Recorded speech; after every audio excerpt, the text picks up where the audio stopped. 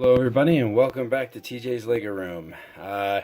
This is going to be an interesting video because I'm going to share with you my current project that I'm in the middle of right now. I am building the 42009 Lego Technic crane truck, 10-wheeler. So a little story behind this. My father actually got this while he was still alive, and when he passed away, me being the big Lego fan that I am, my mom said that I could have it. She didn't have any use for it, and it would just sit on the shelf. So I had it for a long time, and unfortunately the gears started binding a whole bunch and started not working properly. So I decided to take the entire thing apart, which is what you see here. So between these two large bins, I have all the pieces for the entire thing. You don't see the wheels because I just have them set off to the side for now. But these wheels are huge. I love these things. If I could, I would totally use these in some kind of a Star Wars thing. I may buy some extra ones off Bricklink or something to use. But anyway, so I'm in the middle of building this thing. I am in book 2, I think. 2 of 3. For the main chassis, and so this is it so far. But I had an idea, and I'm going to share with you the theory, and I'll kind of walk you through how I'm doing it. For those of you who are familiar with Technic, you probably can tell that there is something on these wheels. Sure enough, I am experimenting with white lithium grease. Lucas White Lithium Grease, not sponsoring this video.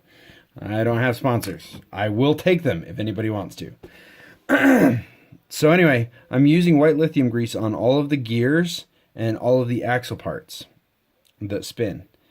And I've noticed a few things about this lithium grease that will be an interesting experiment to see if it works. So sometimes when you put Lego together, let's get a couple things here real quick. That's too big. So when you put some Technic things together and you spin it, it spins really freely. However, there is a little bit of friction there that you can feel. But sometimes when you're sitting there and holding it, it'll keep spinning after you stop turning it. So it's pretty free and very spinny. However, when I put the lithium grease on it, it no longer spins freely. It actually is a little bit, it's weird. It's a little sticky, I guess you could say. But also, I don't feel it's a little sticky. The liquid is sticky, but it's not friction. It's really weird. So once you get it turning, it's super smooth. Like Lego Technic, especially when you rub it against each other, when you rub those things together, you can feel the small micro vibrations when you're turning it. You can feel a little bit of that friction, which isn't enough to stop it when you're just using, you know, a couple of single pieces. It's not enough to stop it. But when you get a whole bunch of them together, that friction really adds up fast. And so my theory is that even though this is a little sticky, is that over the length of the entire thing, it will actually have less friction in the end. And so I've got a little section here that I can turn a few pieces, and it actually moves pretty smooth, like exceptionally smooth. I can feel just slight vibrations happening, but it's actually the vibrations that are happening between the gears, because there is a little bit of leftover. There's a little bit of play between each of the gears, I mean.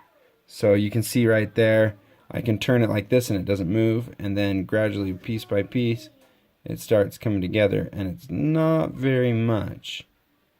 It's pretty tight, and that's why Lego is amazing. So the idea is that I'm going to use this on the entire thing. I've even used it on the axles for the wheels, just so I could get practice with the application of the lithium grease. I use lithium grease in my Nerf applications, and it is extremely good and extremely friction resistant, which I absolutely love. And honestly, when I'm turning this, it is so smooth right now. If it was a little quieter, I know I've got my kids have some friends over right now. But if it was a little quieter, you could actually hear the little squelching noises of the grease as it moves around each other. If you are into Technic, I will let you know how this works out. If it's actually a product that is good to use, or if it is something that you should stay away from because everything was too sticky and would bind up. But for the applications I've used it for in the past with Nerf and things like that, it has been amazingly good. And Nerf actually uses the same plastic as Lego. They use ABS plastic to build all of their Nerf blasters. So that's something to keep in mind. I am going to be finishing this hopefully in the next week or two. I have a couple other projects that I'm excited to show you, but this is one that's been taking up most of my week. I've not had a lot of time with baby number 6 coming, and work getting pretty crazy during the summer months, as it always does. But I should be able to upload a little bit more regularly, and yeah, I've got a couple other things to show you guys, so we'll catch you guys next time. Thanks for tuning in, and wish me luck on this experiment with this lithium grease. It does make a little bit of a mess, actually, right before you go. If you look right above that white gear, you can see a little bit of grease that's come off. That's actually grease that has come off because of centripetal force. Isn't that funny? It actually throws the grease onto it. And you can see it in a couple other places, like right here.